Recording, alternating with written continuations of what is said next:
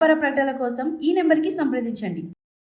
మీరు భాయ కాదా ఇవన్నీ పక్కన పెడితే మనం ఈ సొసైటీలో కొందరికి ఎదురెళ్తున్నాము, ఎదురుగా నిలబడుతున్నాం, ఒకరి కోసం అండగా ఉంటున్నాం అంటే వాళ్ళకి జీవితంలో ఏదన్నా పెద్ద గట్టి దెబ్బ తగులు ఉండాలి.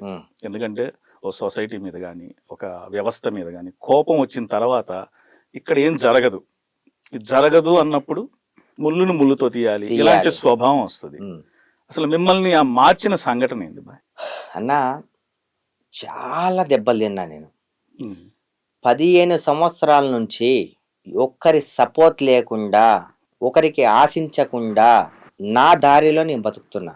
అది జనాలకు నచ్చట్లే. ఒక వ్యక్తి మంచిగా ఉన్నాడంటే, మంచిగా ఉంటే ఈడు మంచిగా ఉన్నాడు కదా ఎలా తొక్కేద్దామని ఏడుస్తారు. మంచిగా లేకపోతే ఈయనకి ఏముందిరా ఈయన దూరం చేద్దామని. అలాంటి సొసైటీ మనది. ఇక మనంత వరకు మనం ఆశించకుండా మనం బతికినా తప్పే. ప్రతి దానికి తప్పు తీసే సొసైటీ ఇది. మనము పైకి ఎదుగుతున్నామంటే వీడిని ఎలా తొక్కేయాలి, వీని మీద ఎలాంటి కేసులు పెట్టాలి, వీడిని ఎలా అణిచివేయాలి, ఇలాంటి సొసైటీలో మనం బతుకుతున్నాం. అరే బాబు, మనం కష్టపడి మన కష్టం మనం పడుకుంటూ, మన తిండి మనం కట్టుకుంటూ, మన తిండి మనం తినుకుంటూ, మన బట్ట మనం కట్టుకుంటూ మనము ఒక దారిలో వెళ్ళేటప్పుడు మీకేమంత ఒక మాట అంటున్నా, నీ ఇంట్లో నుంచి నువ్వు ఒక పూట తెచ్చి పెడుతున్నావా? నేను పస్తుంటే నువ్వేమన్నా వచ్చి నాకేమైనా చూసావా? నువ్వు ఓదార్చావా? నా తల్లి చనిపోతే నువ్వు వచ్చి ఆదుకున్నావా? నీ ఫైనాన్షియల్ గా ప్రాబ్లం ఉంటే నువ్వు వచ్చి నేను అన్నావా? అనలే. ఒకటి గుర్తు పెట్టుకోండి, పక్కనోళ్ళను మనం ఎప్పుడైతే నాశనం చేయాలనుకుంటామో ఆ నాశనం ఫస్ట్ మీతోనే స్టార్ట్ అవుతుంది. గర్వం మీకు ఎప్పుడైతే స్టార్ట్ అవుతుందో మీ పతనం కూడా మీకు అప్పుడే స్టార్ట్ అవుతుంది. మీరు మంచి చేయకపోయినా పర్లేదు, చెడు చేయకండి. అనుకోని కారణాల వల్ల ఇది ఎప్పుడు దొరుకుతాడు ఇరికిద్దామనే తాటు భావన మీకు ఉండొద్దు.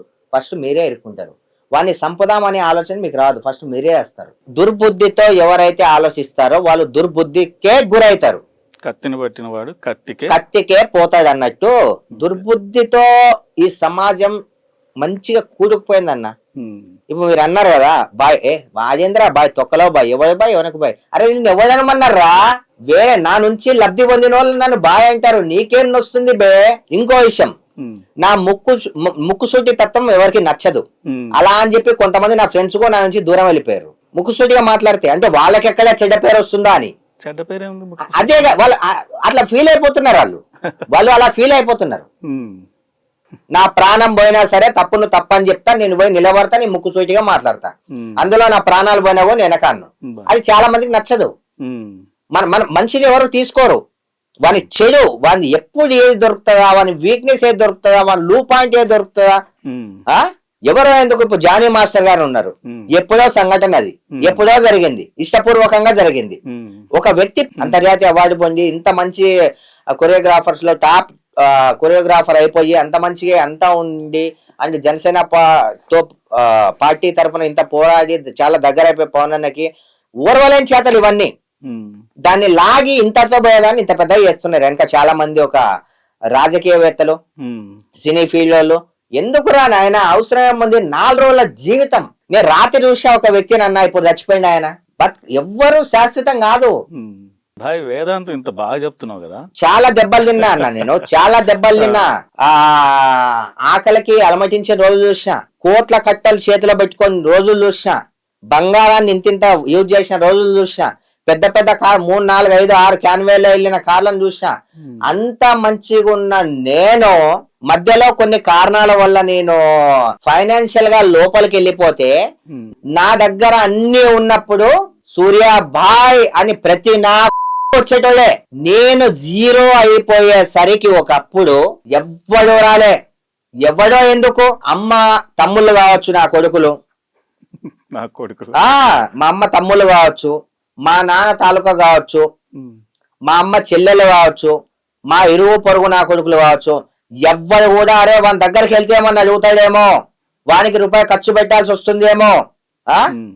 ఇంకా ఫ్రెండ్షిప్ అంటారా, ఉన్నంత సేపే ఫ్రెండ్షిప్, బిర్యానీ పెట్టినంత సేపే ఫ్రెండ్షిప్, బీర్ తాగినంత సేపే ఫ్రెండ్షిప్, కార్లు ఉన్నంత సేపే ఫ్రెండ్షిప్, ఏదైనా నీ దగ్గర ఉన్నంత సేపే ఫ్రెండ్షిప్. లేకపోతే ఒక్కోడు వదిలేసి వెళ్ళిపోతాడు. ఏమీ లేరు కదా అని చెప్పి వెళ్ళిపోయిన ఒక్కొక్క నా కొడుకు అన్నీ ఉన్నాయని చెప్పి మళ్ళీ నా దగ్గర నా గుమ్మం దాకా రావాలి, వచ్చారు.